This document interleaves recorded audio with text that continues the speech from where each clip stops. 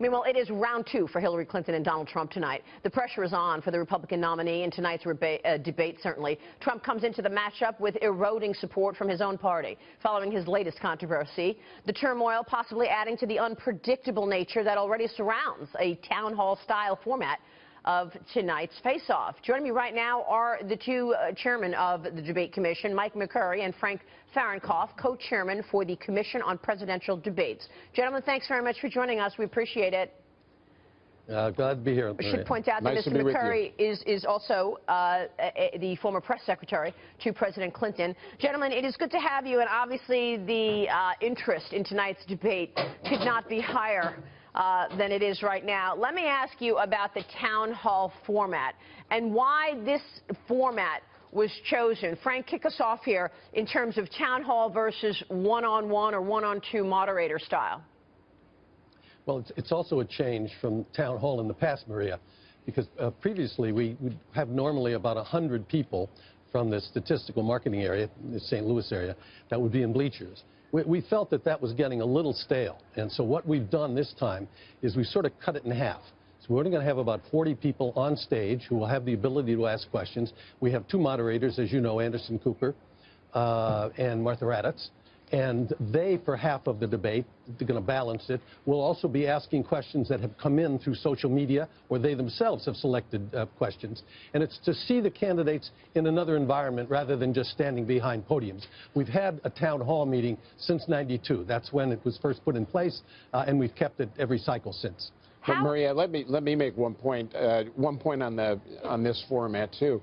You know, we do in the off years when there are no presidential debates here, our staff goes around the world to help consult with other countries. And one thing that they say over and over again is they think it's remarkable that in the American democratic system we have average citizens standing up and questioning our leaders. That doesn't happen in a lot of countries, and so that's another important aspect of this town hall format. How do you make sure that the debate doesn't get dominated by sort of the news of the day? I mean, obviously tonight, and I know you gentlemen are not going to weigh in on this latest controversy around Donald Trump or around Hillary Clinton, but how do you ensure that, in fact, the questions that the American people want answered are looked at? For example, immigration, you know, vetting at our borders, jobs, and the economy and economic growth. How does it not get dominated by what Donald Trump said on a tape 11 years ago? Well, I'll take a crack at that. You know, it's our two moderators, Anderson Cooper and Martha Raddatz. They control the questions, and they get to decide who gets to ask what. Now, the other point is that we've got real American citizens that are there on the stage asking questions. And I think it's much more likely that they're going to talk about and ask about the things that are on their mind: immigration, economic policy, trade, as you were just talking about with Gene. You know, issues that really are on the minds of the American people. Yes, the media is, you know, currently consumed in the frenzy over some of the issues that have erupted in the last couple of days. But, you know, it'll be up to these citizens and then the moderators who actually pick the questions, and they'll get a chance to kind of talk to these town hall participants, find out what's on their mind. Right. And then they get to select from that what are we going to really talk about at this debate tonight. And hopefully it'll be a lot more than just what the current controversy of the day is. How are the moderators chosen? Well, that's one of the hardest things we have to do, Maria. We watch a great deal of television because we've pretty much decided over the years that we've got to go to the electronic media, although we may make some changes in the future, for people who are used to working with this in their ear, because the moderator is, you know, has a connect with the producer off stage, has to keep time. We also watch to make sure that we're not talking about someone who's biased one way or the other. We try to find people who are going to go right down the middle. It's a very, very difficult thing for us to do. We also look for diversity. And we're actually quite proud of the people that we came up with in this series of debates. But it's a very, very hard decision, because normally what happens, whoever thinks maybe they lost the debate, they blame it on the moderator. So right. You got to have a lot of gumption to do this. It's not easy. Did both campaigns have to weigh in and give an okay to each moderator?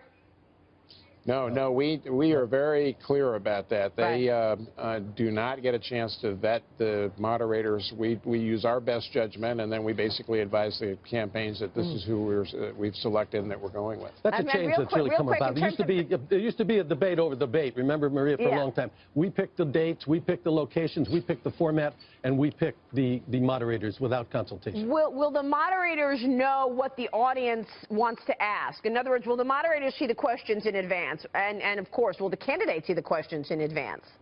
No.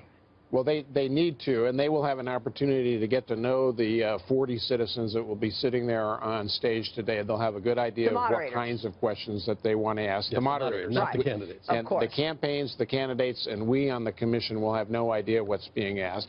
And then, of course, they will also be screening some of the questions coming in from social media, from Facebook, who's one of our partners in this debate, Twitter, other social media sites. So they will know what kinds of questions they want to do, but it's up to the moderators to work that into the program. They've got an extraordinarily difficult challenge, I think, even more so than Lester Holt and then your colleague Chris Wallace, who will moderate the third debate. This one is probably technically a lot more challenging, so we've given them a very hard assignment. Yeah, well, congratulations to the both of you. It's going to be widely watched.